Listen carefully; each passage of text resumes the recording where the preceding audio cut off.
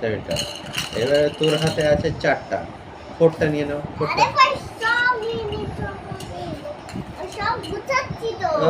অমনি আর ভাল লাগছে না। অমনি আর ভালো লাগছে না, অমনি আর ভালো লাগছে না, বুঝেছো?